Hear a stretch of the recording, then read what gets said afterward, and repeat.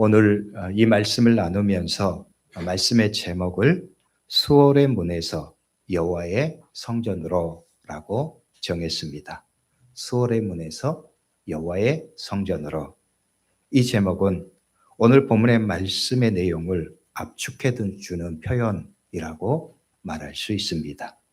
먼저 수월의 문에서라고 하는 말은 오늘 말씀에서 다루어지는 히스기야가 직면한 절망적인 상황을 드러냅니다. 그는 이 절망적인 상황을 오늘 말씀 10절에서 이렇게 표현합니다. 내가 말하기를 나의 중년에 수월의 문에 들어가고 나의 여생을 빼앗기게 되리라 하였도다. 나의 중년에 수월의 문에 들어가고 나의 여생을 빼앗기게 되리라. 이 말씀은 히스기야가 지금 처하게 된 절망적인 상황을 설명합니다. 그의 중년에 맞은 생의 위기입니다. 나의 여생이 빼앗기게 될 것이다. 즉 그의 남은 여생이 빼앗기게 되었다는 것입니다. 왜 그렇습니까? 그가 하나님께 사망 선고를 받았기 때문입니다. 하나님이 히스기야에게 너는 더 살지 못하고 죽을 것이니 너의 남은 여생을 정리하라 말씀하셨기 때문입니다. 그래서 그는 그 자신의 상황을 수월의 문에 들어가는 상황이라고 말합니다. 수월은 지옥과 같은 말입니다. 죽음의 절망적인 자리를 수월이라고 표현합니다. 그 문 직전에 있는 자신의 절망적인 상황을 히스기야는 이렇게 표현한 것이죠. 그런데 오늘 이 38장의 말씀은 마지막에 이르러서는 이렇게 말씀합니다. 22절의 말씀입니다. 히스기야도 말하기를 내가 여호와의 전에 올라갈 징조가 무엇이냐 하였더라. 내가 여호와의 전에 올라갈 징조가 무엇이냐? 그가 이제 여호와의 전에 올라가게 되었다는 것입니다. 그가 죽음의 절망적인 상황에서 벗어나 이제 이전처럼 여호와의 전에 올라가게 되었다 말하는 것이지요. 이 하나님의 구원을 받기 전에 히스기야는 이렇게 기도합니다. 20절의 말씀입니다. 여호와께서 나를 구원하시리니 우리가 종일토록 여호와의 전에서 수금으로 나의 노래를 노래하리로다. 여호와께서 나를 구원해 주실 것이다. 그러면 내가 종일토록 여호와의 전에서 수금으로 나의 노래를 노래할 것이다. 히스기야가 이렇게 기도하고 있는 거예요. 하나님께서 나를 분명히 구원해 주실 것인데 내가 그 하나님의 구원을 받으면 나는 여호와의 전에 올라가겠다. 그곳에서 종일토록 수금으로 나의 노래를 노래하겠다. 기도하는 것입니다. 종일토록 여호와의 전에서 수금으로 나의 노래를 노래하리라. 무슨 노래이겠습니까? 구원의 노래입니다. 하나님의 은혜를 찬양하고 감사하는 기쁨의 노래입니다. 하나님께서 그를 구원하신 것을 확신하면서 그 확신과 은혜 가운데 그가 이렇게 하나님을 찬양하겠다 결단하면서 기도하고 있는 거죠. 그래서 여호와의 전에 올라간다고 하는 말은 단순한 의미가 아닙니다.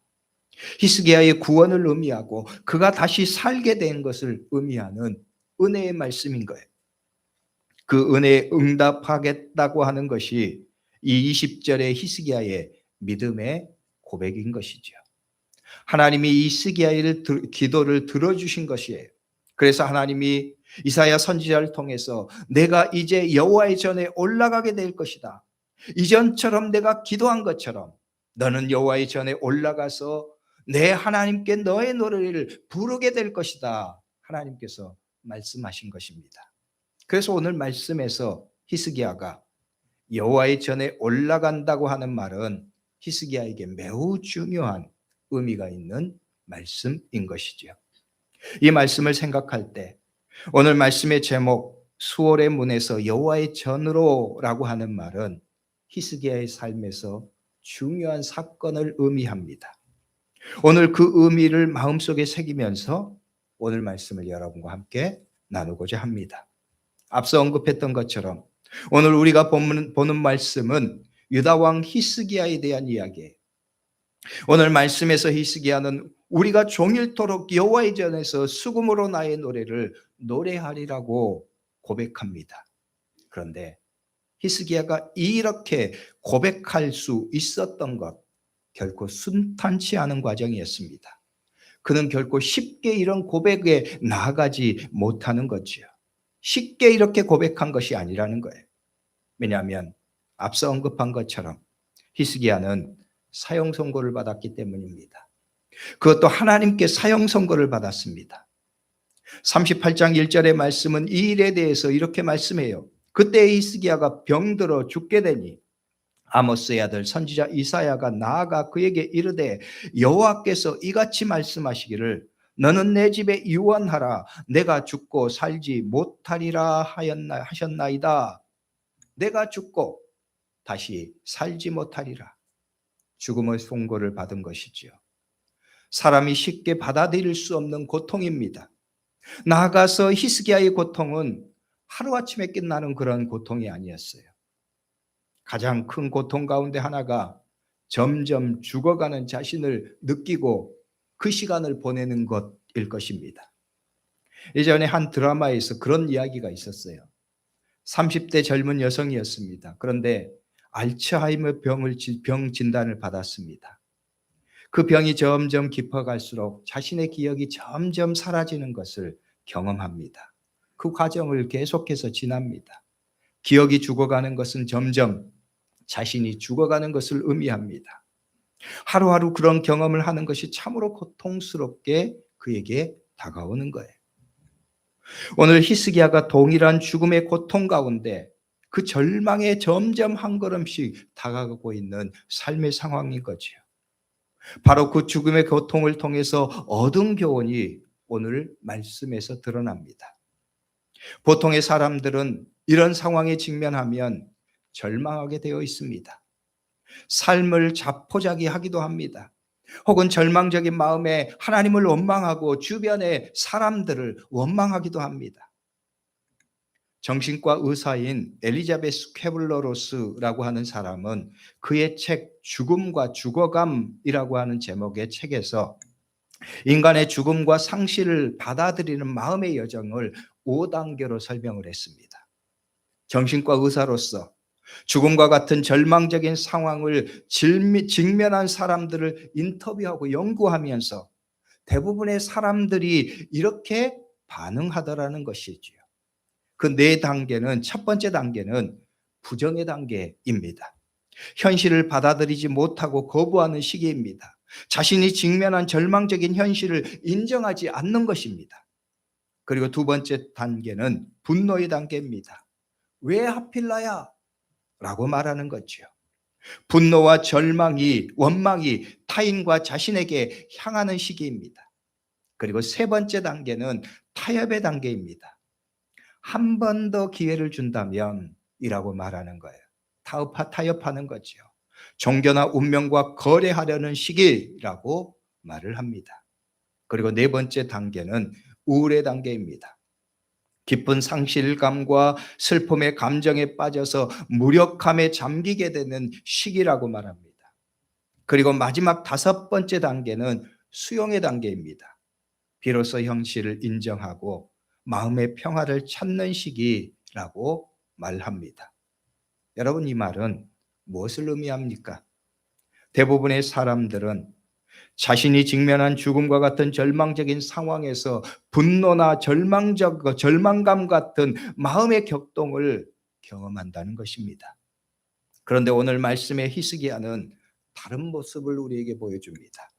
왜냐하면 그는 오늘 말씀을 통해서 그 고통의 결론을 이렇게 말하고 있기 때문이에요. 17절의 말씀입니다. 이렇게 말씀해요. 보옵소서, 내게 큰 고통을 더하신 것은 내게 평안을 주려 하심이라. 주께서 내 영혼을 사랑하사 멸망의 구렁텅이에서 건지셨고 내 모든 죄를 주의 등 뒤에 던지셨나이다. 이 말씀에서 우리가 주목하게 되는 단어가 두 가지 단어입니다. 하나는 큰 고통이라고 하는 말입니다.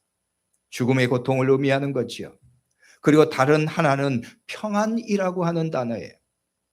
이 두 단어는 서로 어울리지 않는 단어입니다. 정반대의 개념의 말입니다. 고통 혹은 죽음과 평안은 어울리지 않습니다. 그 말들이 담고 있는 내용은 정반대의 것들입니다. 큰 고통으로 표현된 죽음의 고통은 절망입니다. 좌절입니다. 슬픔입니다. 그래서 마음에 일어나는 것이 격동이고 몸부림입니다. 앞서 퀴블러 로스가 말했던 것처럼 대부분의 사람들은 부정하고 분노하는 감정에 절망적으로 다가서는 거예요. 그런데 히스기야는 이 정반대의 두 단어를 함께 고백합니다. 그러면 여러분, 히스기야는 어떻게 이 정반대의 말을 함께 고백하고 있을까요? 그는 어떻게 이렇게 고백할 수 있었을까요? 그는 그 고통의 과정을 통해서 인생의 진리를 깨달았기 때문입니다. 앞서 본 17절의 고백 바로 앞에 말씀에 보면 히스기야가 이렇게 고백해요. 16절의 말씀입니다. 주여, 사람이 사는 것이 이에 있고 내 심령의 생명도 온전히 거기에 있사오니 원하건대 나를 치료하시며 나를 살려 주옵소서. 주여, 사람이 사는 것이 이에 있고 내 심령의 생명도 온전히 거기에 있사오니. 여러분, 이 말이 무엇입니까? 여기에 있다, 이에 있다, 여기에 있다. 무슨 뜻입니까? 어디에 있다고 하는 거예요? 바로 하나님의 말씀에 있다는 것입니다. 하나님의 말씀 안에서 내 생명이, 내 인생이 있다는 거예요. 하나님의 말씀 안에서 우리가 살기도 하고 죽기도 한다는 거예요. 우리의 생명이, 우리의 삶이 하나님의 말씀 안에 있음을, 하나님 안에 있음을 고백하는 인생의 고백을 깨달은 거예요.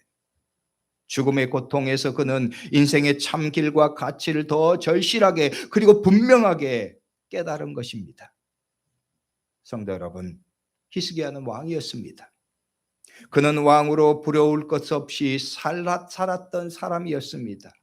부러울 것도 없을 뿐만 아니라 못할 것도 없다고 생각할 수 있는 그런 권력을, 힘을 가지고 있었던 사람입니다. 그런데 그런 그가 한순간에 그 모든 힘, 모든 권력, 모든 것이 다 사라지고 말았습니다. 하나님의 사용 선고로 인해서 말입니다. 11절과 12절의 말씀으로 이렇게 말씀해요. 내가 또 말하기를 내가 다시는 여호와를 배웁지 못하리니 산자의 땅에서 다시는 여호와를 배웁지 못하겠고 내가 세상의 거민 중에서 한 사람도 다시 보지 못하리라 하였도다. 나의 거처는 목자의 장막을 거둠같이 나를 떠나 옮겨졌고 직공이 배를 걷어 마름같이 내가 내 생명을 말았도다. 주께서 나를 틀에서 끊으시리니 조속간에 나를 끝내시리라. 내가 다시는 여호와를 배웁지 못하리라. 하나님의 말씀입니다.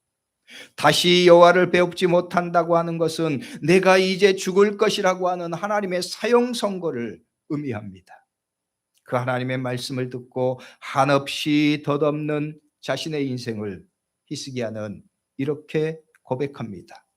나의 거처는 목자의 장막을 거둠같이 나를 떠나 옮겨졌고 직공이 배를 걷어 마름같이 내가 내 생명을 말았도다. 목자가 장막을 거둠같이 나를 떠나 옮겨졌다. 양을 치는 목자들은 좋은 풀을 찾아서 수없이 거처를 옮깁니다. 하룻밤 지나고 또 거처를 옮기고 또 다른 거처를 찾아서 미련 없이 그 자리를 떠납니다.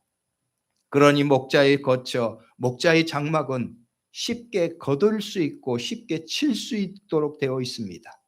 금방 치고 금방 걷습니다. 또 직공이 배를 걷어 마름같이라고 말합니다. 직공이 배를 다 짜고 배틀에서 배를 잘라내는 것처럼 그렇다는 것입니다. 수십 년을 배를 짠 직공이 다 짠 배를 걷는 것이 얼마나 순식간이겠습니까? 얼마나 쉽고 순식간에 마무리할 일이겠습니까? 금방 될 일입니다. 순식간에 맞춰질 일입니다. 사람이 쉽게 말하는 것처럼 이것은 일도 아니야 라고 말할 수 있는 그런 일이라는 거예요. 그런데 히스기야는 하나님 앞에서 자신의 인생이 이와 같은 것을 깨닫습니다. 하나님 앞에서 인간의 삶이 그러하다는 것을 깨닫게 되는 거예요. 그만큼 보잘것없고 하나님 앞에서 무력한 인간의 존재를 깨닫는 거예요. 시편 103편 15절 16절의 말씀에서 인생의 덧없음을 고백하는 다윗의 고백 같은 진리입니다. 다윗은 이렇게 말했어요. 인생은 그 날이 풀과 같으며 그 영화가 들의 꽃과 같도다. 그것은 바람이 지나가면 없어지나니 그 있던 자리도 다시 알지 못하거니와. 히스기야는 그 인생의 참 진리를 그의 생명의 고통 중에서 깨달은 것입니다. 그는 실망만 하지 않았습니다. 그 절망적인 현실에서 그는 오히려 인생의 진리를 깨닫습니다. 인생의 성공과 부귀와 영화도 한낱 바람과 같은 것을 깨닫습니다. 인간이 아무리 성공하고 부를 얻고 잘 살아도 인생이 얼마나 하나님 앞에서 보잘것없는 존재인지를 깨닫는 거예요. 최고의 성공과 최고의 권력을 가진 히스기야가 그 인생을 고백하고 있는 것이죠. 그런데 하나님의 말씀은 인간의 허망함, 인생의 덧없는 것만을 말하지 않습니다. 오늘 말씀의 결론이 그것으로만 끝내지 않기 때문입니다. 이 인생의 진리를 깨달은 히스기야가 한 중요한 일이 있기 때문이에요. 그것이 무엇일까요? 바로 하나님께 기도하는 것입니다. 오늘 말씀 앞에 1절부터 3절까지의 말씀이 그것을 보여줍니다. 먼저 1절의 말씀은 이렇게 말씀했어요. 그때 히스기야가 병들어 죽게 되니 아모스의 아들 선지자 이사야가 나아가 그에게 이르되 여호와께서 이같이 말씀하시기를 너는 내 집에 유언하라 내가 죽고 살지 못하리라 하셨나이다 하니 하나님께서 히스기야에게 내리신 죽음의 선고지요. 이 하나님의 선고 앞에서 히스기야가 행한 일이 2절과 3절의 말씀에 이어집니다. 이렇게 말씀해요. 히스기야가 얼굴을 벽으로 향하고 여호와께 기도하여 이르되 여호와여 구원하소서. 내가 주 앞에서 진실과 전심으로 행하며 주의 목전에서 선하게 행한 것을 기억하옵소서 하고 히스기야가 심히 통곡하니 히스기야가 얼굴을 벽으로 향하고 여호와께 기도하여 라고 말해요. 하나님께 기도한 것이죠. 그리고 3절의 말씀은 그 기도의 내용입니다. 여호와여 구하오니 내가 주 앞에서 진실과 전심으로 행하며 주의 목전에서 선하게 행한 것을 기억하옵소서. 히스기야가 심히 통곡하면서 기도합니다. 한마디로 말해서 히스기야가 통곡하면서 눈물로 기도하면서 하나님 나를 살려주십시오. 나를 긍휼히 여겨주십시오. 나의 마음과 나의 진실함을 하나님 도와주십시오. 눈물로 기도하는 거예요. 그리고 이어지는 말씀 4절의 말씀은 이렇게 응답하고 있습니다. 하나님께서 히스기야의 기도를 들으시고 응답하셨다는 거예요. 하나님 여호와께서 이같이 말씀하시기를 내가 내 기도를 들었고 내 눈물을 보았노라. 내가 내 수완에 15년을 더하고. 하나님의 말씀입니다. 응답의 말씀입니다. 이뿐만이 아닙니다. 6절에 이어지는 말씀은 이렇게 말씀해요. 너와 이 성을 아수르 왕의 손에서 건져내겠고 내가 또 이 성을 보호하리라. 왜냐하면 당시의 히스기야와 유다 백성들은 아수르의 침략 가운데 있었기 때문입니다. 내가 너도 구원해 주겠고 내 백성들도 구원해 주겠다. 하나님이 말씀한 거예요. 이 말씀을 보면 히스기야가 하나님으로부터 죽음의 선고를 받은 다음에 바로 기도했고 하나님이 바로 그에게 응답하신 것처럼 보입니다. 그런데 우리가 본 1절부터 6절의 말씀은 이 사건에 대한 압축본, 요약본이라고 말할 수가 있어요. 압축해서 중요한 결론만을 언급하고 있는 말씀이에요. 그 상세본이 오늘 우리가 읽은 말씀이라고 할 수 있어요. 왜냐하면 8절의 말씀을 보면 이렇게 말씀하고 있기 때문입니다.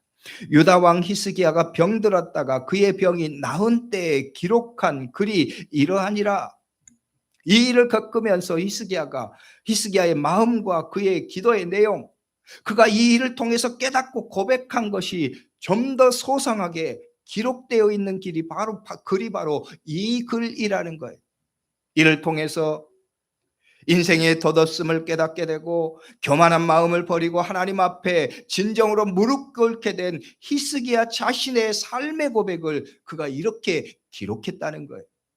이 일을 겪으면서 인생이 얼마나 험함한지를 깨달았다는 것입니다. 하나님 앞에서 우리 인간의 존재가 얼마나 나약하고 보잘것없는지를 깨달은 것입니다. 하나님 앞에서 겸손해야 될 인생의 진리를 깨달은 거예요. 그리고 깨달은 것이 하나님이 나에게 이런 고난을 주신 것은 하나님의 뜻이 계시구나 알게 되었다는 거예요. 그는 이 깨달음을 글로 기록하고 있는 거지요. 그래서 오늘 우리가 보는 이 말씀은 히스기야의 간증글이라고 할 수 있어요. 또 한편으로 히스기야의 고백록이라고 말할 수 있습니다. 그 고백록의 처음은 수월의 문이었습니다. 절망의 고백이었습니다. 그런데 그 고백록의 마지막은 여호와의 전으로 나아가는 소망과 기쁨으로 마치고 있습니다. 그 중간에 인생의 진리를 깨달은 히스기야가 삶을 고백합니다. 인생의 덧없음을 고백하고 히스기야가 인생의 진리를 어떻게 깨달았는지, 그리고 이 고난 속에서 하나님이 그의 삶에서, 인간의 삶에서 어떻게 역사하시는지를 깨닫게 되었다는 거예요. 그 인생의 진리를 깨닫고 나니까 하나님이 나를 사랑하셔서 이런 고난을 주셨구나, 이 고난을 통해서 나를 하나님의 사람으로 만들어 가셨구나, 그가 고백하는 거예요. 고난 가운데 분명한 하나님의 섭리를 깨닫게 되었다는 거죠. 그 고백이 압축된 것이, 그 고백이 압축된 표현이 오늘 16절, 17절의 말씀입니다. 매우 중요한 말씀이에요. 우리 이 말씀 함께 읽으시죠. 16절과 17절의 말씀입니다. 함께 읽습니다. 주여, 사람이 사는 것이 이에 있고 내 심령의 생명도 온전히 거기에 있사오니 원하건대 나를 치료하시며 나를 살려주옵소서. 보옵소서. 내게 큰 고통을 더하신 것은 내게 평안을 주려 하심이라. 주께서 내 영혼을 사랑하사 멸망의 구렁텅이에서 건지셨고 내 모든 죄를 주의 등 뒤에 던지셨나이다. 주여, 사람이 사는 것이 여기에 있습니다. 내 생명도 온전하게 하나님의 말씀 안에 있습니다. 하나님 안에 있는 생명의 길입니다. 깨달은 거예요. 그리고 내게 고통을 더하신 것은 내게 평안을 주려 하심이라.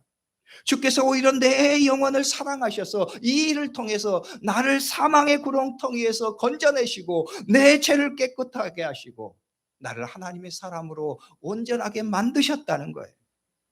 고난을 통해서 히스기야가 깨달은 믿음의 진리입니다.